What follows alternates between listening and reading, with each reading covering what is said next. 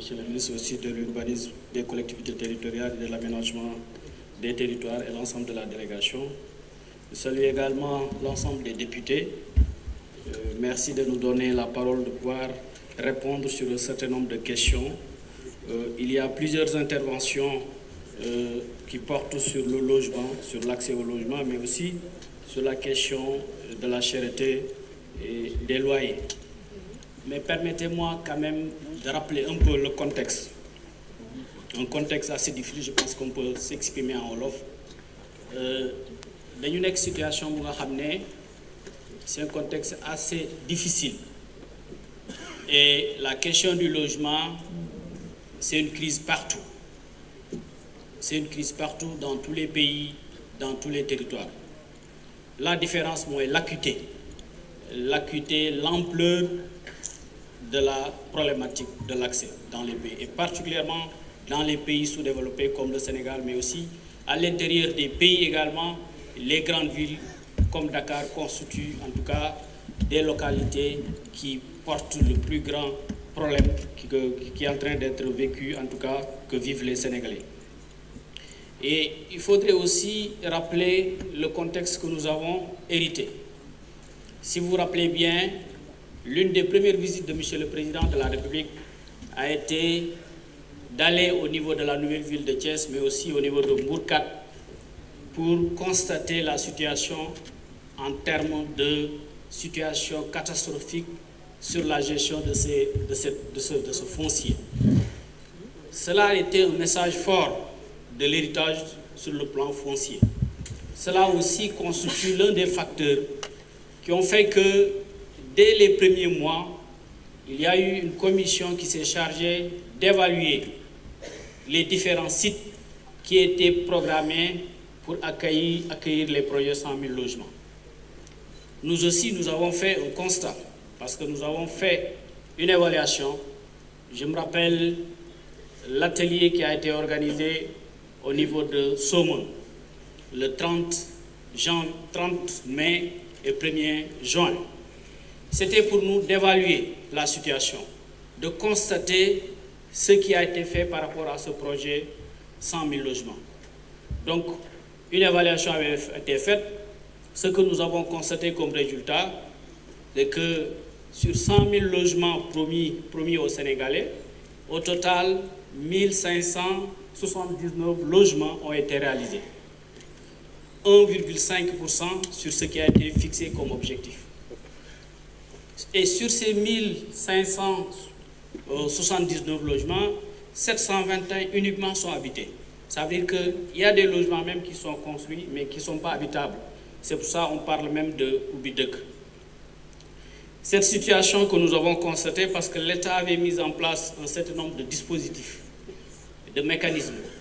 Il y a la SAFRU, il y a le Fonds de l'habitat, il y a les sociétés publiques de promotion immobilière, il y a les directions centrales que sont la DGIA et la Direction générale de la construction et de l'habitat. Aujourd'hui, on l'appelle Direction générale de la réglementation des constructions et de l'habitat, qui sont un ensemble de mécanismes que nous avons trouvés, et pour nous, c'est un bon mécanisme. Malheureusement, c'était une question d'animation et de gouvernance qui posait problème. La fonctionnalité de ce dispositif. Donc, c'est la raison pour laquelle notre principal objectif, c'est de faire en sorte que ce dispositif fonctionne correctement. Et nous sommes en train de faire avec le ministre l'ensemble, en tout cas, prendre l'ensemble des dispositions pour que ces sociétés fonctionnent correctement. Et comme vous le voyez sur le terrain également, c'est la raison pour laquelle, depuis un certain moment, nous sommes en train de faire des poses de première pierre au niveau avec la SICAP, avec la SNHLM. Nous sommes en train aussi de donner des clés à des bénéficiaires par rapport aux cités qui sont aujourd'hui des projets portés par la SICAP et la SNHLM. Et j'ai l'habitude de le dire, ces sociétés étaient à terre.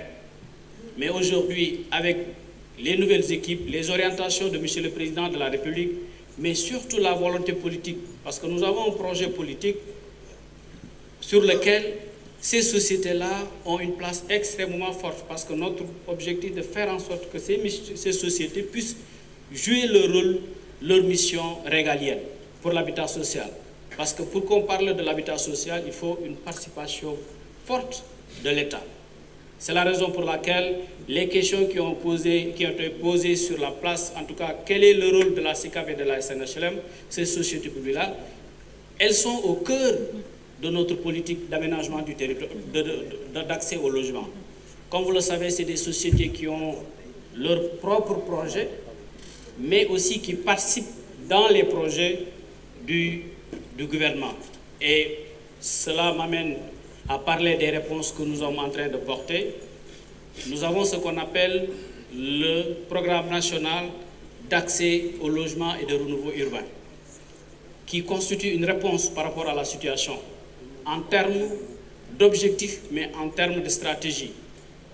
Nous avons une diversité de demandes aujourd'hui par rapport à l'accès au logement. Ce programme que nous proposons essaie de faire en sorte que la diversité de la demande soit adressée.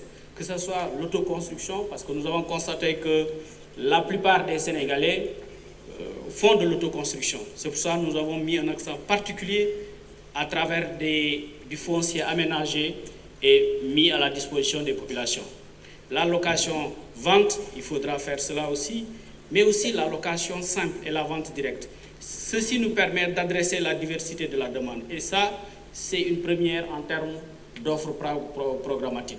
Ça, c'est important, mais aussi rappeler que quelqu'un a posé la question à quand le démarrage du programme national. C'est bientôt en 2026, parce qu'il y avait quelques aspects administratifs, mais aussi de cohérence qu'il fallait terminer avec le ministère en charge de l'économie. Et pour ne pas attendre, nous avons proposé une initiative qu'on appelle Projet 30 000 logements, qui va intéresser dans un premier temps le triangle Dakar-Thiès-Mbour sur 15 000 logements, mais également le reste du Sénégal sur 15 000 également logements.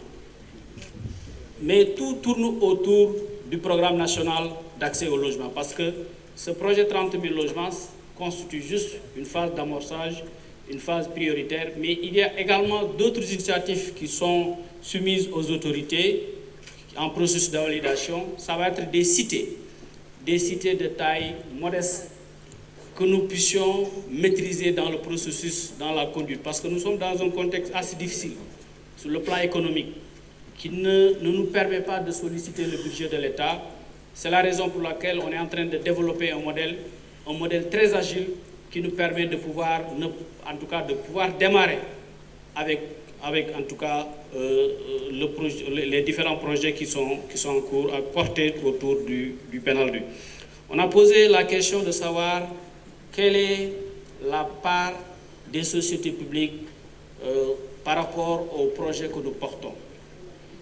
Dans le PNALDU, ce que nous avons décidé, c'est de faire en sorte que les 40% des aménagements soient donnés aux sociétés publiques, que sont la SICAP et la SNHLM. 30% pour l'autoconstruction, parce que quand même c'est important de le rappeler, 40% plutôt je pense pour l'autoconstruction, et je l'ai dit tout à l'heure, parce que la plupart des Sénégalais, beaucoup ont besoin juste d'être appuyés pour avoir du foncier. Et si l'État le fait, ça peut contribuer en tout cas fortement dans la politique d'accès au logement. Et également le privé. C'est rappeler également que le défi est extrêmement important parce qu'on le rappelle souvent, nous avons un gap de 500 000 logements et ce gap-là, il faut mobiliser tout le monde, la CDC, le privé, c'est important. Et ça m'amène à répondre par rapport à la question sur les loyers, la cherté. Nous, notre conviction est qu'on ne peut pas réduire le loyer par une loi, par une réglementation, tout court. Il faudrait une offre sur le marché. Parce que c'est un marché, il y a la demande, il y a l'offre. S'il n'y a pas d'offre, forcément, les prix vont augmenter. C'est pour ça, dans notre politique de régulation du marché du loyer, notre principal objectif, c'est de faire en sorte que nous puissions avoir une offre massive de logements, mais aussi la réglementation, avoir un cadre institutionnel robuste, capable de porter les enjeux, parce que nous avons des enjeux extrêmement importants. La question de la digitalisation, des réformes également sur la réglementation nous avons une loi qui est là, un décret, qui permet de fixer les prix des terrains, des parcelles, des terrains et aussi des bâtis.